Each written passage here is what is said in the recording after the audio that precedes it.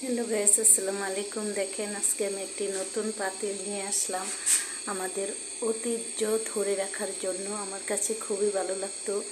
আমি দেখতাম অনেকেই পয়লা বৈশাখ আসলে এই হাঁড়িতে ভাত রান্না করে খায়, মাংস রান্না করে। তো আমি আজকে নিয়ে আসলাম।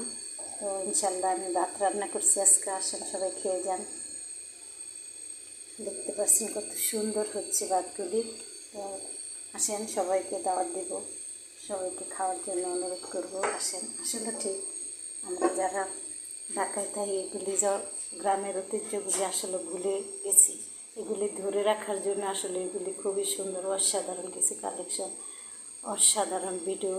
সবার কাছে মন মাতানো জিনিসগুলি সবই ভালো লাগে। আসলে দেশে যারা এগুলি হাঁড়িতে আগে রান্না করতো, মা চাচিরা, খুবই মজা হইতো, মজা লাগতো। আসলে আমরা তো তখন হই নাই, বুঝি না। তো এখন আমার কাছে এই জিনিসটা কেন জানি অনেক ভালো লাগছে, তাই আমি পাতিলটা নিয়ে এসে একটা ভিডিও বানাইলাম আপনাদের মাঝে দেওয়ার জন্য। তো বলেন তো সবাই কেমন হয়েছে, আমার এই পাতিলটা কেমন হয়েছে সবাই একটু বলবেন। তো দেখতে পাচ্ছেন ভাত রান্না করতেছি, খুব সুন্দর বক লাইতেছে। আসেন সবাই খেয়ে যাবেন। এই ভাত রান্নাগুলি আসলে আগের দিনের ঐতিহ্যগুলি খুবই সুন্দর। পয়লা বৈশাখের মধ্যে দেখা যায় মাটির হাঁড়িতে ভাত রান্না করে ইলিশ মাছ বাচ্চা খায়। তো আজকে আমার শরীরটা বেশি ভালো নাই, আমি ভাত রান্না করব, তরকারি আছে দিয়ে খেয়ে ফেলবো। তো আরেকদিন যখন রান্না করবো আপনাদেরকে ভিডিও দিব। তো সবাই আমার জন্য দোয়া করবেন, যাতে সামনে ভালো ভালো ভিডিও দিতে পারি, সবাইকে নিয়ে যেন আমি খাইতে পারি।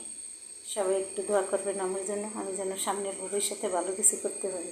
সবার কাছে আমি এই দোয়া ও ভালোবাসা চাই। সবাই একটু ভালোবাসা দিবেন, সবাই একটু দোয়া করবেন। সবাই আসেন, খেয়ে যান। এই যে বলদ আসছে, দেখতে পাচ্ছেন কত সুন্দর। আসলে একটা জিনিস কি, আমরা তো এগুলি আসলে বুঝি না। এই জিনিসটা খুবই স্বাদের একটা খাবার। মাটির হাঁড়িতে রান্না করলে, লাকড়ি চুলায় রান্না করলে এটার স্বাদটাই অন্যরকম। আসলে এটা কিন্তু বাস্তব, এটা আসলে আমরা অনেকে বুঝি না। জিনিসটা আমরা যারা বুঝি না, এই জন্য বোঝানোর জন্য ফুটিয়ে তুললাম। সবাই কমেন্ট করবেন কেমন হচ্ছে। সবাই ভালো থাকবেন, সবাই আমার জন্য দোয়া করবেন। আসসালামু আলাইকুম।